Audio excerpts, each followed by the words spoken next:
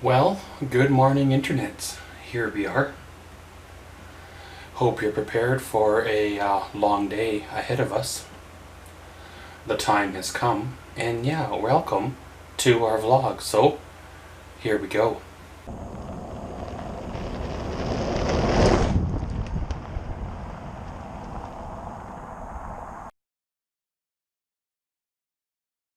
Well, I have an opportunity in front of me here that I think I'm going to jump on to leave a little early for my big summer trip.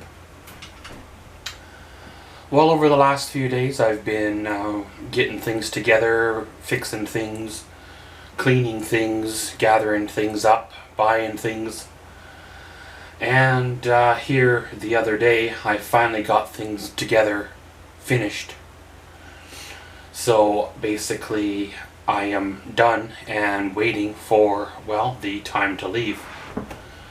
Well, yesterday I had an opportunity pop up where I could leave, well, early for the summer vacation. And that'll give me a buffer of about 2 weeks, and then a good week and a half at the other end.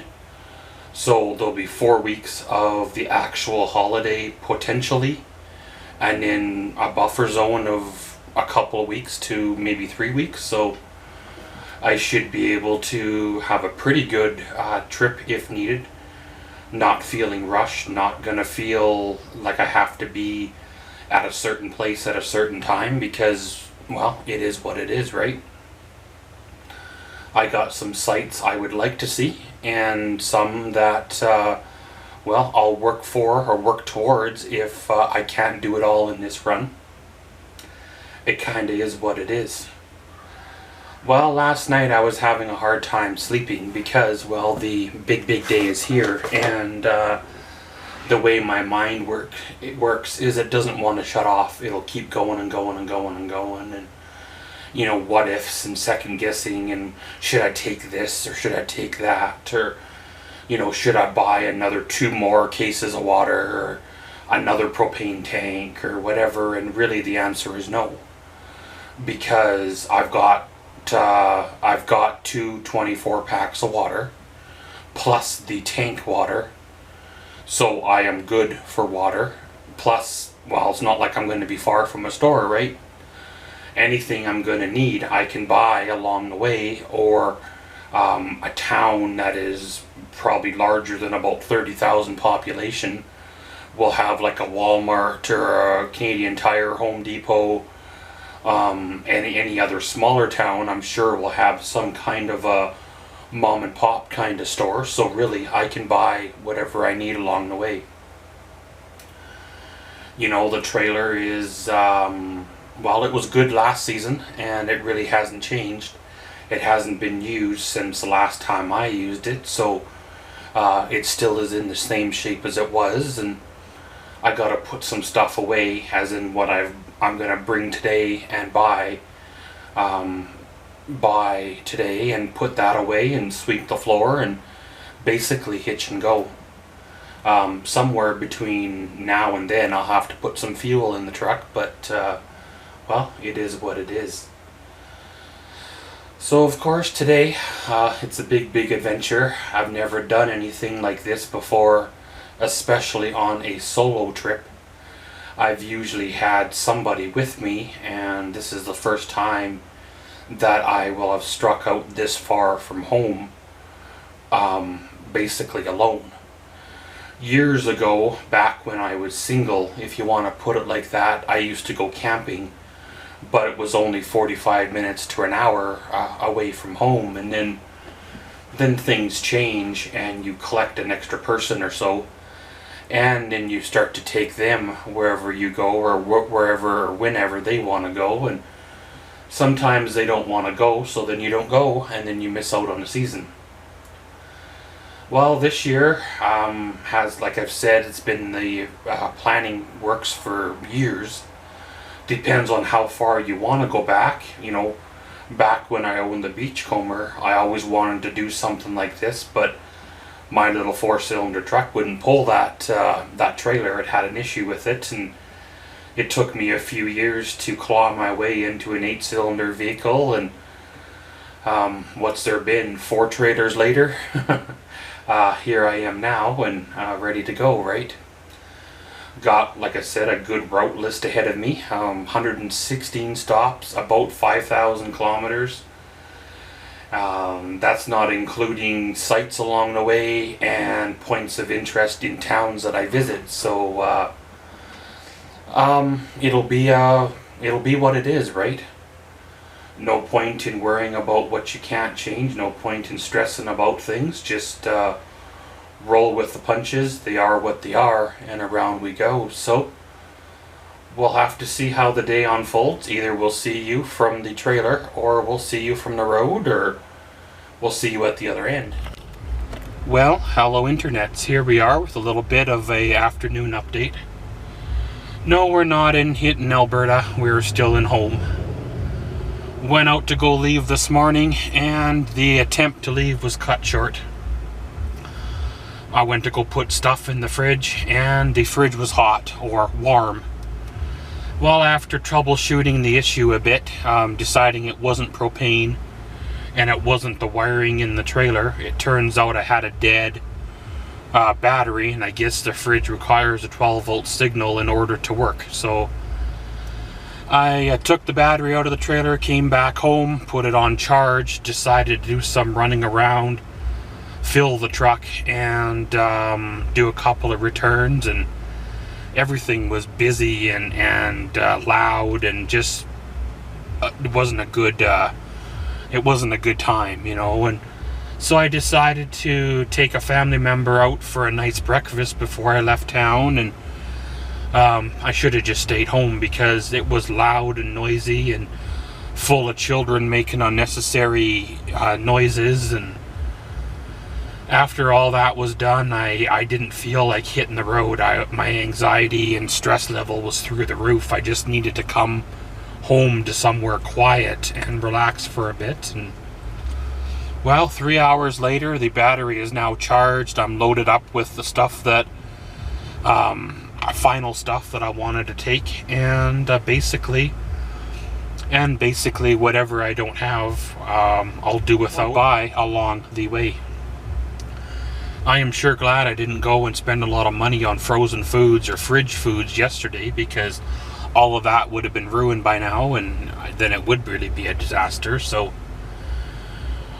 I'm learning a lot through these RV things. Like I've said in other vlogs, I've never had an RV before with working appliances. All the other RVs I've had, all that stuff was dead weight, and that was why when I found the cargo trailer conversions and stuff, that's why I found them so appealing, was because basically that's all my trailers and campers ever were basically a large, bulky, overweight shell with a bunch of extras in it that you never use anyway. So if you built your own that was lightweight with the bare minimum of stuff, it makes a lot more sense now, doesn't it? But gonna go slap this battery in the trailer, and hopefully she works. If that fridge doesn't work, well, then we'll be making another trip back home here for my extreme 12-day cooler, and then we'll buy a bunch of ice when we get to Hinton, and our grub, and it'll be what it is. So we'll probably see y'all from the trailer. Well, basically as ready as I'm ever going to be. My trailer's loaded, good, hooked up to the truck. Did me a once through, locked up the locks, secured everything, got things pretty much good to go. Got where I'm going in the GPS. I pretty much know where it is, basically a straight shot from where I am through Edmonton, the other side of Edmonton. But hey, sometimes the GPS you know, allows you not to think for a change. Currently it's 3:34 p.m. It's 537 kilometers, so we should be there about, you know, 8:30 or so. I'll probably have to stop the other side of Edmonton and fuel up the truck, but it is what it is. If I make it to Hinton tonight, then great. If I don't, then there's always tomorrow. I've kind of need to pace myself. I kind of need to relax a bit, kind of need to realize that I'm not on a deadline here, except for about whatever it would be there 6 weeks from now. And in 6 weeks, whatever's not done will have to wait for another time. So, like I said, I'm good as what I'm ever going to be. I have everything packed that I can think of without going overboard on everything. And whatever I don't have, I'll just have to get from the road, or it is what it is. So I guess unless something interesting happens between here and Edmonton, unless something interesting happens along the way, we will see you from the fuel stop on the other side of Edmonton.